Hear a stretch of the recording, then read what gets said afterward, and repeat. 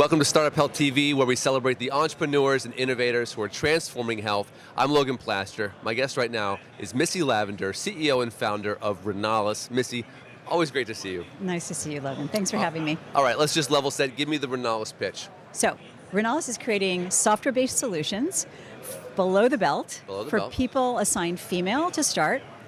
Women commonly say we like to be more inclusive. That's what we do. Okay. Who are you trying to help? Great question.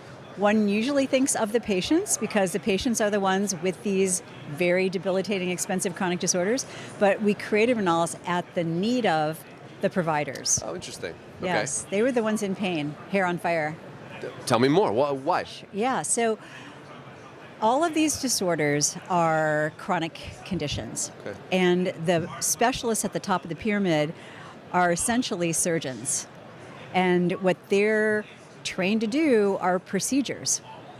And especially with their first condition, overactive bladder, it is a great condition to be treated by behavioral therapy. Okay. Not cognitive behavioral therapy, bladder behavioral therapy. Okay. And that takes time. Yeah. It takes time they don't have. They're not going to spend 20 minutes, they can't spend 20 minutes talking a patient through on how to do bladder training. These or are fluid management. day by day trainings, I'm guessing. Well, typically you go in to see a provider and they give you a pamphlet and say, go home and try this. Yeah. Or they give you, if you're lucky, a script to a PT, and if you really can find one and pay for one and continue to go to one, you learn a lot with them. That's a gold standard. The reality is most people aren't going to be able to access that. There's only 10,000 of those in the country. Yeah. And so, it falls on usually the nurses, the allied healthcare people, and these are loss leader patients for them. And I wish we were all value-based, but we're not. So they're the ones who were like, oh my gosh, these patients take so much time. Can you just handle them for us until they're ready for me to do my magic, bring them down the funnel to third line care? That's what CeCe is designed to do. Talk to me about the scope of the challenge. You said, below the belt health. This is not like sort of headline health innovation when we think about, this is an unmet need, is what I'm saying. Right. Talk to me about how big of a problem this is for patients. Yeah, great question. So conservatively, because it's not like anybody except me is running around going, oh my God, I leak urine. Oh my gosh, I can't control my bowels. So everybody's in the water closet suffering. And what happens with all of these conditions, we talk about leaking, bleeding, chronic pain. So women are good at coping, right? So we just put a bigger pad on or give up running and walk, or then give up walking and then don't do anything. And the lives start to narrow. The bodies start to get affected by lack of sleep, lack of activity, lack of intimacy, lack of leaving my house, right? So conservatively, there's 1 in 3 women is the statistic you hear all the time. Wow. And from a dollars perspective, Logan, there's $100 billion annual spend in the category of pelvic health disorders in person assigned female. Overactive bladder, back to our first indication, is 70% of that. Wow. That's ridiculous. It's ridiculous. Wow. So. And what's the status quo in terms of products or apps? Obviously, you already talked about the provider shortage, if you will, just the lack of ability. But if I have overactive bladder and I'm going to the store, I'm trying to find something at the pharmacy, what's that world like? Well, there is an over-the-counter patch. It was a drug in a category called anticholinergics. You can get that if you'd like. The problem with the older medications, insurance companies like them because they're cheap, generic, and this one is over-the-counter. The problem is they have lots of side effects, from dry mouth, constipation, dry eye, to dementia in potentially 11% of the patients, even after they stop taking them. The other class of drugs, the newer ones, like the ones I take, are really expensive. Wow. Yes, and so that's the second line. The problem is the first line, the stuff we talked about earlier, is just not accessible. I think about diabetes, right? We knew by telling a diabetic to eat less, move more, nothing was going to happen. So enter Livongo, enter people like that with coaching platforms, with connectivity to care, to knowing there's a care pathway, turn diabetes on its ear. This is exactly the problem in our space. And that's what CeCe is delivering, because there really isn't anything outside of, again, the absolute gold standard is pelvic floor physical therapy. We love it, we love it, we love it. Anybody that can't get there should have CeCe. Okay, you mentioned CeCe a few times. Yes. What is CeCe? CeCe is our conversational agent or chatbot. Ironically named by, we've done a lot of work over the years with community health workers. Okay. And so when we were doing our usability testing, as we were designing CeCe, we were meeting with them regularly. They were great, everything from colors to language to GIFs to emojis.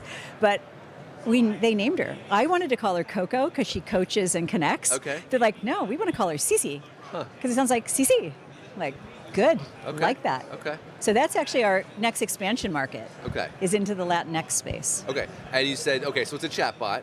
What's the user's experience of the chatbot? Yep, good question. So the user gets a prescription from their provider.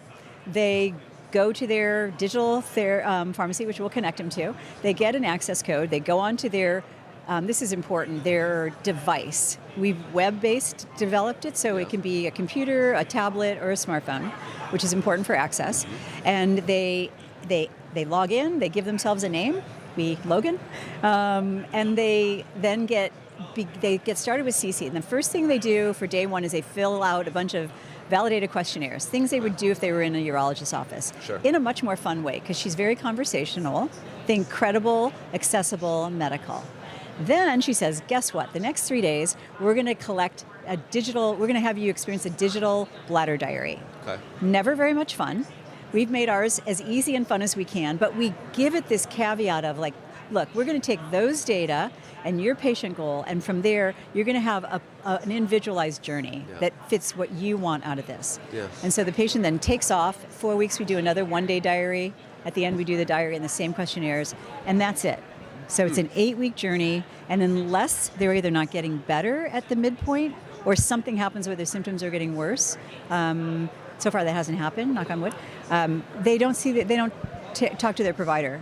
So that's the patient journey. How does that integrate with the provider, and how does that integrate with other forms of care that the patient receives? Right, good question. So right now we are pre-revenue. We're actually raising a seed round to do our pivotal trial. We're taking this through FDA clearance. So we need a bigger data set. So we are outside of the EMR integration, but when she is commercial, CeCe, will be integrated through the EMR. So again, they write that script, gets fulfilled. Then all those data are available for the providers if they want it. I can tell you that most of them don't, because they'd have to do something with them. But it's there. And then at the end of that experience, the provider either has a follow-up visit at 8 weeks and says, great, have a nice life. Check back with me if anything changes, or they add meds or they take them down the treatment pathway. What's interesting, Logan, and we just finished our proof of concept study. It was just presented at 2 scientific meetings last week. It'll be published very soon. Congratulations. Thank you. It's very exciting. 80% of the patients that went through that 8-week journey were either very or extremely improved, like they were done. Okay. Which is incredible. Every one of our... Based off of bladder exercises, behavioral... No, that's a great question. So people think, this is just going to be Kegling? Like, no. So when let's say you're working with a PT or a really patient care provider, you would learn about fluid management, like how much do I drink, what am I drinking, when do I drink it, why do I care what's in it? You would learn about bladder training. So every overactive bladder patient is going to the bathroom too frequently. Well, I can't just say, hey, go every 2 hours. Don't go. Not going to happen. Yeah, don't go. So I got to go through that regimen with them. How to do it, coaching. That's just a big range of training regimens that you just wouldn't go Pelvic through otherwise. floor is important, but for a different way than if you're trying to strength train it for stress incontinence. So it's very strategic, and these are things that should be aha moments for patients. So, we get asked questions, will they need a follow-up regimen? Some people may, and they may after a little while, but, somebody yesterday was asking me a question about, behavior change is really hard, and, people, they fall off, they forget those things. I'm like, he was eating a banana. Yeah. And I said, okay, I get that, but it's different. So what if when you ate that banana, you threw up? Right. Would you ever want to eat a banana? Right. No. Behavior change is easy then. Yes, but if I said bananas are good, you should eat more of them, you'd be like, yeah, whatever. Yeah. So if your bladder is running or ruining your life, and I can give you a tip, topic, or trick, you're going to be like, done. I remember that. Yep. It's the painkiller versus the vitamin. Absolutely, we want the morphine. Yes, yes. Very interesting. So you're raising your seed round. What will you do? What will that leverage you to be able to do? Great question. So that takes us for about 24 months. It funds our pivotal trial. So we're doing a double-blind randomized control, all telehealth, which is exciting, against her twin sister we call Contessa, which is basically a digital. We've chopped up a state-of-the-art pamphlet from the International Continence Society and put that into a digital, so it looks like a digital solution. Interesting. Which is great. And we'll do that. We'll do all the data analysis, obviously, do the regulatory, the EQMS systems, get ready, submit FDA, get FDA approval, which we expect 6 months from when we submit. And then we get a little breathing room to validate our commercial hypotheses, test the market, get some clinical validation, and then raise the next round. Fantastic. Yeah. Well, Missy, I appreciate you taking time with me. You are addressing an unmet need in the market in a really creative and innovative way, and I'm really excited for this next year for you. Thank you, I am too, because we have more products to come and more to talk about. Awesome. Thanks, Missy. Thanks, Logan.